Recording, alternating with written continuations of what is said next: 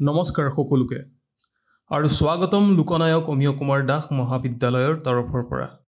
আজিৰ এই ভিডিঅটো DHE ইউনিক আইডিৰ বিষয়ে যি বৰ্তমান হায়াৰ সেকেন্ডাৰীৰ পৰা সকলো ছাত্ৰ ছাত্ৰীকে প্ৰয়োজন হায়াৰ এডুকেশ্যন অসমৰ অধীনত থকা বিভিন্ন গভৰ্ণমেণ্ট প্ৰভিন্সিয়েলাইজ কলেজ আৰু ষ্টেট ইউনিভাৰ্চিটিত এডমিশনৰ সময়ত ইউনিক আইডি ব্যৱহাৰ কৰিবই লাগিব আৰু এজন ছাত্ৰ বা এজনী ছাত্ৰীয়ে মাত্ৰ এটা ইউনিক আইডিহে বনাব পাৰিব এই আইডিৰ জৰিয়তে তোমালোক একাডেমিক্যালি শৈক্ষিক ক্ষেত্ৰত হায়াৰ এডুকেশ্যনৰ আন্ডাৰত ট্ৰেক হৈ থাকিবা এক ধৰণে কোড বা কোনখন ইনষ্টিটিউটত এডমিশন লৈছা কোন ইয়াৰত লৈছা কি ষ্ট্ৰীম নেক্সট কোড ট্ৰান্সফাৰ লৈছা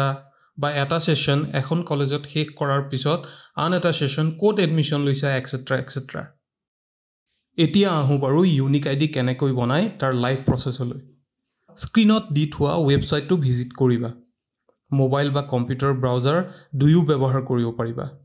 www.dheonlineadmission.amtron.in স্ক্ৰিনত দেখি থকা এই পেজটো খোল খাব ৰাইট সাইডত বেলেগ বেলেগ কালাৰ দি বেলেগ বেলেগ প্ৰসেসিং ট্যাব বনাই থৈছে চোৱা তাৰে ৰেজিষ্ট্ৰেচন ইউনিক আইডি জেনাৰেশনত ক্লিক কৰিবা নেক্সট পেজ ৰেজিষ্ট্ৰেচন ফৰ্ম বুলি লিখা আছে তাৰ তলত কৈছে যে অনুগ্ৰহ কৰি তলৰ ডিটেইলবোৰ প্ৰপাৰলি শুদ্ধকৈ ভৰোৱা তাৰ তলত লিখা আছে mandatory fields are mark as star ৰঙা ষ্টাৰ যতেই থাকিব হেয়া তোমালোকে স্কিপ অৰ্থাৎ নিলিখাকৈ বা নবহুৱাকৈ এৰি থৈ যাব নোৱাৰিবা হেয়া ফিল আপ কৰিবই লাগিব এতিয়া তলত সকলো ফিল আপ কৰি দেখুৱাও আহা ফাৰ্স্ট নেম তোমালোকৰ ফাৰ্স্ট নেম লিখিবা next middle name Kumar Chandra Jyoti এনে ধৰণৰ বহুতৰে মিডল নেম থাকে এনেদৰে যাৰ নাম থাকে লিখিবা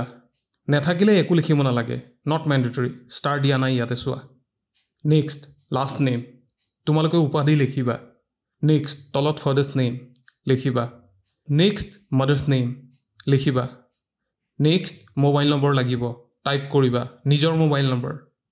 নেক্সট ইমেইল আইডি টাইপ কৰিবা এইবোৰ কিন্তু ম্যান্ডেটৰী লাগিবই next date of birth DDMMYY ফৰমেটত আছে টাইপ কৰিবা বা ক্যালেন্ডাৰত সিলেক্ট কৰি দিবা নেক্সট জেন্ডাৰ সিলেক্ট কৰি বহুৱাবা নেক্সট ৰিলিজিয়ন সিলেক্ট কৰি বহুৱাবা নেক্সট কাষ্ট কি হয় সিলেক্ট কৰি দিবা নেক্সট তলত আহিব TGL/XTGL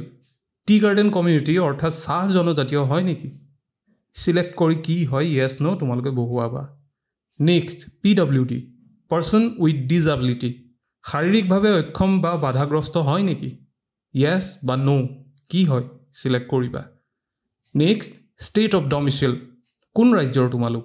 সিলেক্ট কৰি বহুৱাবা নেক্সট ডিস্ট্ৰিক্ট সিলেক্ট কৰিবা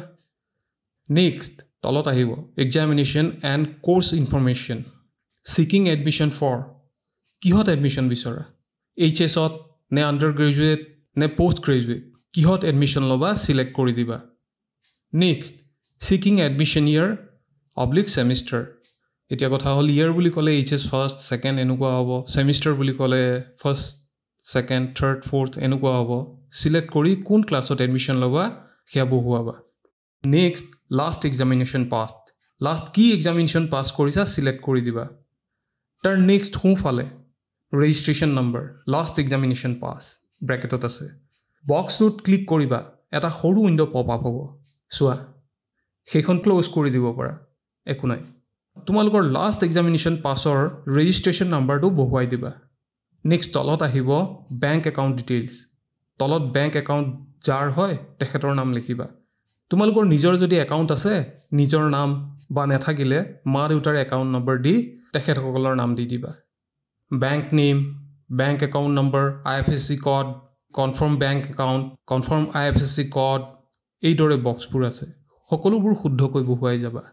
তলত এতিয়া টিক বক্স এটা দি ডিক্লেৰেশ্যন অলপ লেখা আছে যে তুমি সাৰ্টিফাই কৰা ওপৰত যিবোৰ তথ্য দিছা সেইবোৰ তথ্য সঁচা তোমাৰ মতে বক্সটোত ক্লিক কৰি টিক মাৰ্কটো দিবা তলতে সাবমিট বাটন আছে সাবমিট কৰি দিবা নেক্সট এটা সৰুকে কনফাৰ্মেশ্যন টেক্সট পপ আপ কৰিব